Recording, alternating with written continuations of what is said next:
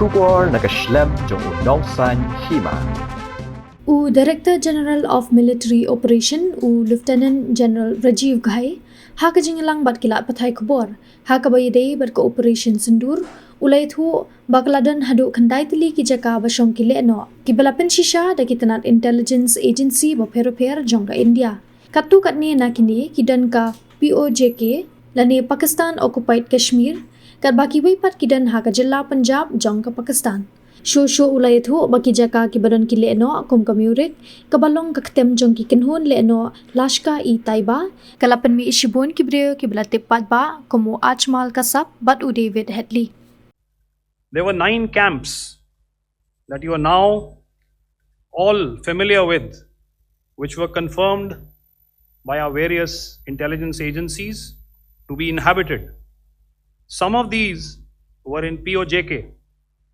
while there were others that were located in the Punjab province in Pakistan. Nefarious places such as Muridke, the hub center of the Lashkar-e-Taiba, has over the years bred infamous characters such as Ajmal Kasab and the likes of David Headley. What followed was a careful scrutiny of each of these sinister locations, their layout, configuration, even the type of construction in each structure, and the terrain obtained around these. This was with an obvious intent to deduce and identify the exact vector that was required for their neutralization, as also the eyes in the sky that we would send up to ensure that we brought back evidence that we had indeed targeted what we set out to. The precise images of these engagements on that fateful and historical night have already been showcased during the first press statement on the 7th of May that was helmed by our Foreign Secretary. I have no doubt in my mind that we achieved total surprise, and those strikes across those 9 terror hubs left more than 100 terrorists killed, including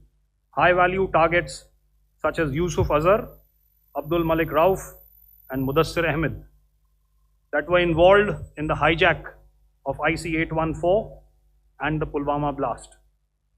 The line of control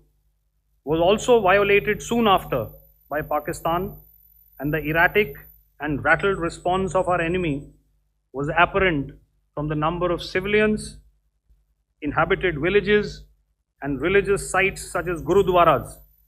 that were unfortunately hit by them, leading to a sad loss of lives. The Indian Air Force played a major part in these strikes by engaging some of these camps, and the Indian Navy provided wherewithal in terms of precision munitions.